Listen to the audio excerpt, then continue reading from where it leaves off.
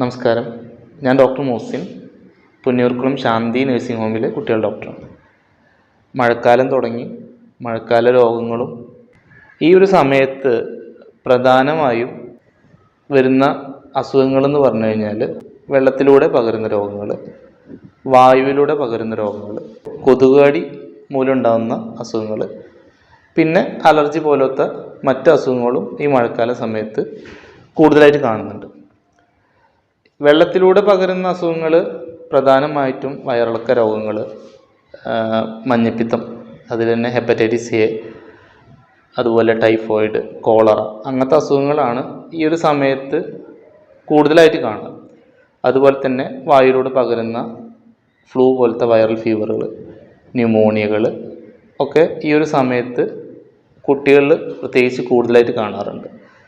പിന്നെ നേരത്തെ പറഞ്ഞ പോലെ കൊതുകിൻ്റെ കടിയേൽക്കുന്നത് മൂലമുള്ള ഡെങ്കിപ്പനികൾ, ചിക്കൻ ഗുനിയ, അങ്ങനത്തെ അസുഖങ്ങളും ഈ സമയത്ത് കൂടുതൽ കാണാറുണ്ട്.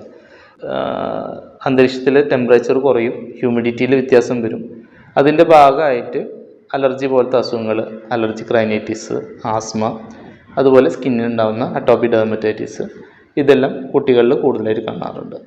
അപ്പോൾ ഇങ്ങനത്തെ അസുഖങ്ങൾ വരുന്നതിന് മുന്നേ എങ്ങനെ പ്രതിരോധിക്കാം എന്ന് ചോദിച്ചു കഴിഞ്ഞാൽ, പൊതുവായിട്ടുള്ള ചില കാര്യങ്ങൾ ശ്രദ്ധിച്ചാൽ തന്നെ നമുക്ക് കുറേയൊക്കെ ഈ അസുഖങ്ങൾ പ്രതിരോധിച്ച് നിർത്താൻ പറ്റും. ഉദാഹരണത്തിന് ഹാൻഡ് വാഷിങ്. നമ്മൾ കോവിഡിൻ്റെ സമയത്തൊക്കെ എല്ലാവരും കണ്ടും കേട്ടും ചെയ്തതുമായ കാര്യങ്ങളാണ് ഹാൻഡ് വാഷിങ്.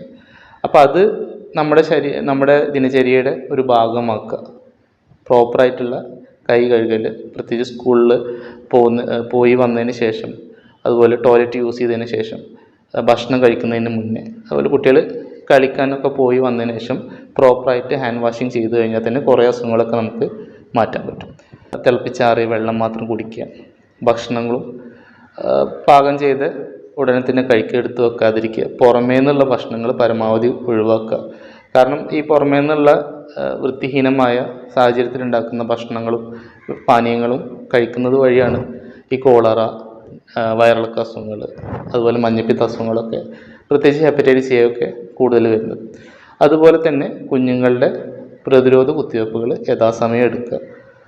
നമുക്ക് ഹെൽത്ത് സെൻറ്റർ, നമ്മുടെ ഗവൺമെൻറ് ഹെൽത്ത് സെൻറ്ററിൽ നിന്ന് കിട്ടുന്ന കുത്തിവയ്പ്പുകളിന് പുറമെ ഇൻഫ്ലുവൻസ, ഹെപ്പറ്റൈറ്റിസ് എ തുടങ്ങിയ ഓപ്ഷണൽ വാക്സിൻസും കൂടി എടുക്കുന്നത് ഈ സമയത്ത് വരുന്ന പല അസുഖങ്ങളെ പ്രതിരോധിക്കാൻ നമുക്ക് സഹായിക്കും.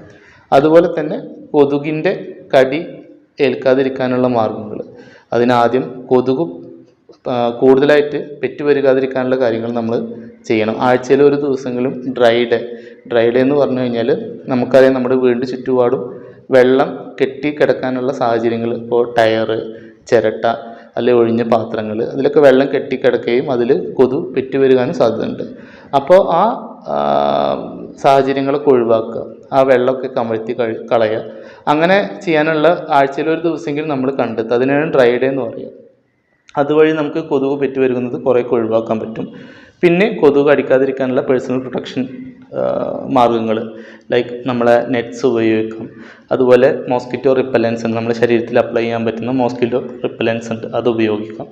അതുവഴി നമുക്ക് കുറേയൊക്കെ കൊതുകിൻ്റെ കടി മൂലം ഉണ്ടാകുന്ന ബുദ്ധിമുട്ടുകൾ ഒഴിവാക്കാൻ പറ്റും. പിന്നെ വേറെ ഒരു കാര്യമാണ്, ഇപ്പോൾ മഴക്കാലം ആകുമ്പോൾ എന്താ വെച്ചാൽ സ്വാഭാവികമായിട്ട് കുട്ടികൾക്ക് പുറത്ത് പോയി കളിക്കാൻ പറ്റില്ല. അപ്പോൾ അവരെ ആക്ടിവിറ്റീസ് ഭയങ്കരമായിട്ട് കുറയും.